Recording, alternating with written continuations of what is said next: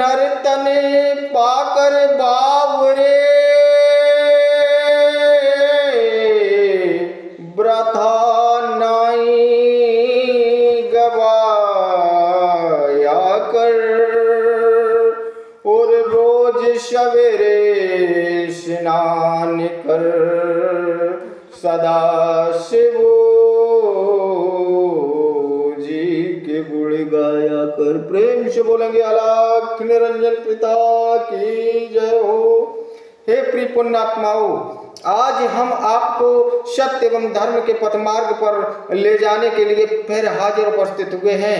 हे संपूर्ण पुण्य जीवात्माओं, आज हम शुरुआत करते हैं कि जब एक परिवार का मुखिया अपने परिवार को चलाने के लिए जब सत्य एवं धर्म के पथ मार्ग को धारण करता है और पहले वो अपने परिवार को कैसे हम संगठित करें, कैसे हम परिवार में भाई प्रेम चारा उत्पन्न करें, भाई भाई को आपस में कैसे मित्रता सिखलाएं, या हमारे घर में जो स्त्रियां या बहुएं हैं या माई है तो आपस में ये स्त्रियां माता का कैसा सम्मान करें, और हमारे घर में छोटी बहनें हैं उनको कैसे संस्कारी बनाया जाए, ये सब मुखिया अपने दिमाग में फीड करके रखता है कि किसी भी प्रकार से हमारे घर गृहस्थी का कहीं मजाक ना उड़ पाए, हमारी घर गृहस्थी एक ऐसी घर गृहस्थी हो जो समाज में एक दर्जा मिल सके।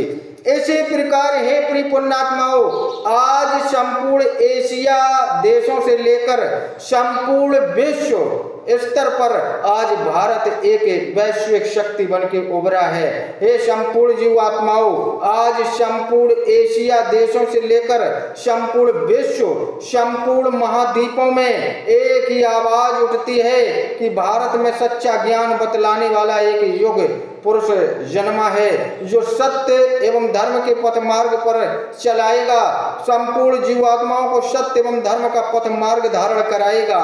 तो सबसे पहले मेरा कहना भारतवर्ष की संपूर्ण जीवात्माओं से है कि हे संपूर्ण जीवात्माओं, आप पहले लगन निष्ठावान बन के सदाचारी बने, व्यभिचारी ना बने, अपने अंदर जो काम वासना को जगा के रखा है या आपने गलत भाव विचार भ्रम पाल रखे इस मस्तक में वो निकाल दें। ये सब क्रियाएं जरूरी होती हैं वो मैं मानता हूँ, लेकिन इनका एक समय सुनिश्चित होता है।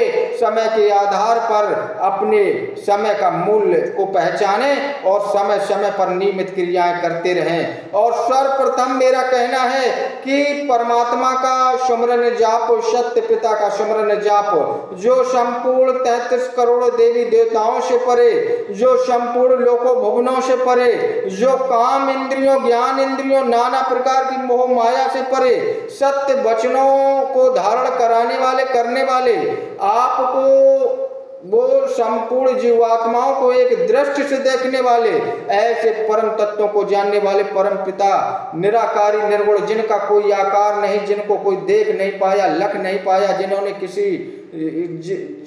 किसी भी जीवात्माओं ने जिनका कभी कोई भेद न जान पाया हो, ऐसे जिनका कोई आकार नहीं, ऐसे सदाशिव निराकारी निर्गुण अलख निरंजन परम पिता पाद ब्रह्म परमेश्वर परमात्मा का आह्वान ध्यान 5 मिनट के लिए आप मौन धारण करके सुबह के टाइम या संध्या वेला में करना आरंभ करें।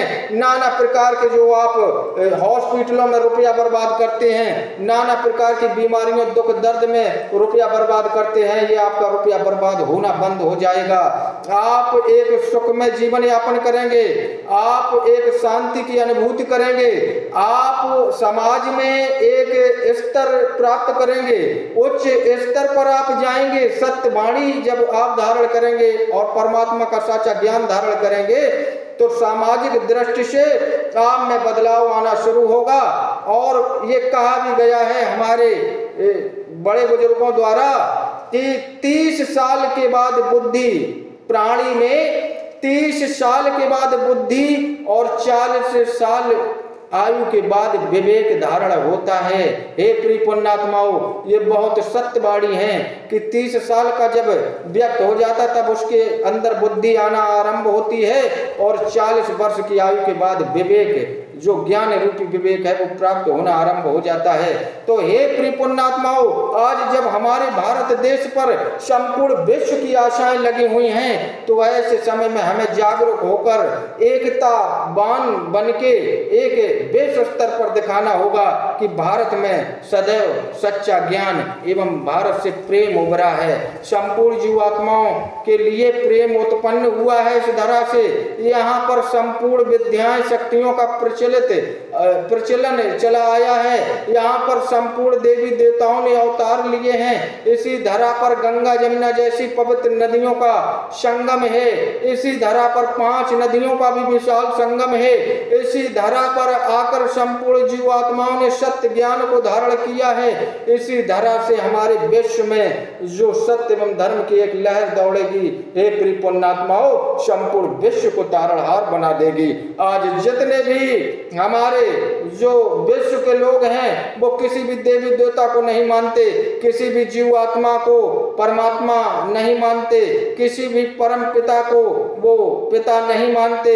उन्हें तो सिर्फ अपना एक ही दिखता है कि वो इस धरा पर वैज्ञानिक विधि से या अपनी टेक्नोलॉजी से कैसे देश की तरक्की करें, उनको सिर्फ एक ही उनका सपना रहता है। लेकिन वो सपना आपका सही है, हम ये नहीं कहते वो आपकी टेक्नोलॉजी गलत है। आप आगे बढ़ना चाहते हैं, बढ़ते रहें। आपने अनेकों कंप्यूटर जैसे और रोबोट जैसे आपने अनेकों तकनीकों का आज विश्व में झंडा गाड़ रखा है। आप काफी आगे बढ़ चुके हैं टेक्नोलॉजी में, आप वैज्ञानिक विधियों में काफी आगे बढ़ गए होंगे। लेकिन आप जब जीवन के उपरांत मृत्यु को प्राप्त होते हैं तो आप 84 लाख योनियों को भोगने में भी आगे हैं।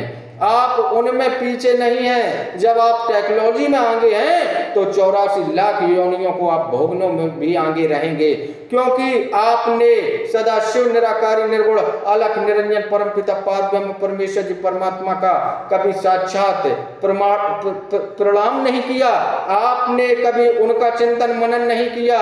अरे आपको तो पता ही नहीं कि परम पिता पारब्रह्म परमेश्वर जी परमात्मा के चरणों में ध्यान मंग रहने से क्या क्या मिलता है, ये आप क्या जाने, ये तो वही जानेगा। ये तो वही किस्सा हो गई कि जिसके पाँव ना फटी बिमाई, वो क्या जाने पीर पर आई। अरे तुमने कभी परमात्मा को ही सुमरन जाप किया ही नहीं।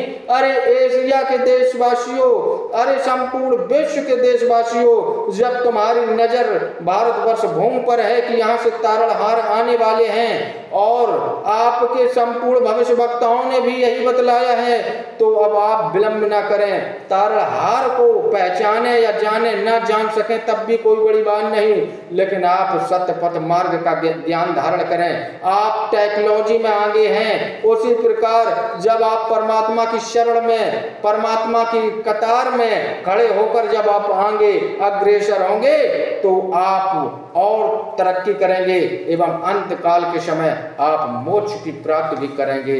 प्रेम से बोलेंगे साचे दरबार की जय, धर्म के अवतार की जय, अलख निरंजन पिता की जय। तो मेरा संपूर्ण जीवात्माओं से यही कहना है कि सबसे पहले हमारे भारतवर्ष की पावन भूमि से एक ऐसा संदेश जाना चाहिए, एक अमिट संदेश जाना चाहिए कि यहाँ की संपूर्ण जीवात्माओं में एक जो आध्यात्मिक ज्ञान है, ये इस धरा पर भारत के अलावा किसी भी पावन भूमि पर नहीं है। किसी भी जीवात्माओं को स्वयं मोक्ष का ज्ञान प्राप्त नहीं है, क्योंकि विश्व में मोक्ष का ज्ञान तो दूर रहा, उन्हें तो परमात्मा के नाम तक का सुमरन जाप का ज्ञान नहीं है। हे संपूर्ण जीवात्माओं, जब भारत से नया संदेश पहुंचेगा तो संपूर्ण जीवात्मा भारत की ओर अग्रसर होंगी और सत्यवाणी को पहचानेगी। ओम सदाशिव अलख निरंजन पिता की जय।